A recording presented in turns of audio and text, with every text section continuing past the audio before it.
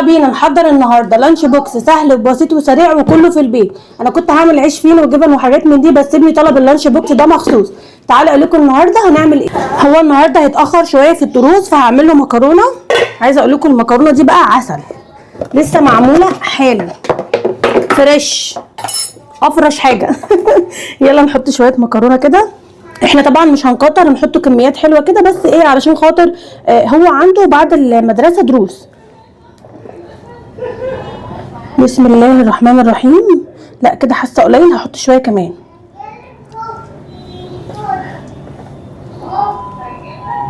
كده حلو، لان النهارده يا جماعه هيتاخر. هشيل بس معلقه عشان اعرف اقفل،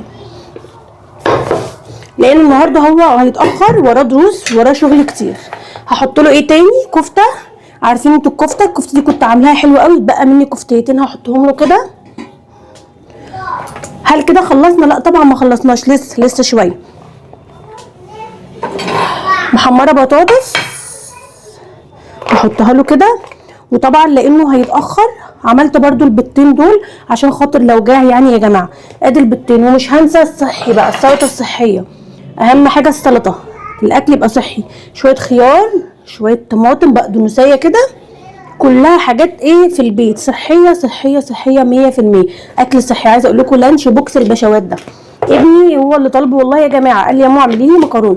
هيتقفل ده ولا احنا هنبوظ الدنيا؟ لا هيتقفل قفلناه والله اهو ما شاء الله. ده كده اول واحد.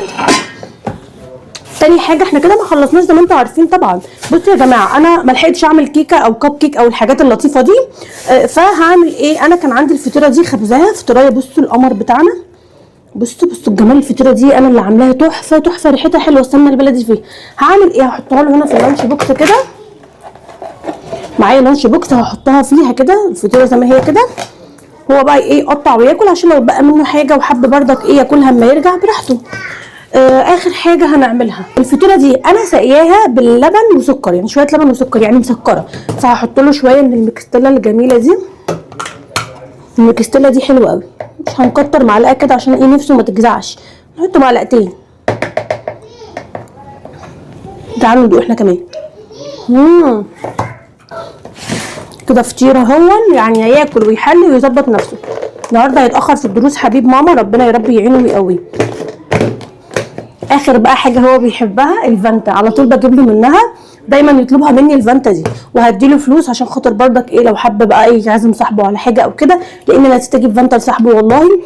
دي كنت جايباها من بالليل يعني، فالوقت لسه بدري قوي. ان شاء الله هو نازل هخليه يجيب لصاحبه برده. كده خلاص خلصنا. لانش بوكس سهل وبسيط وسريع وموجود في كل بيت. لو عندكم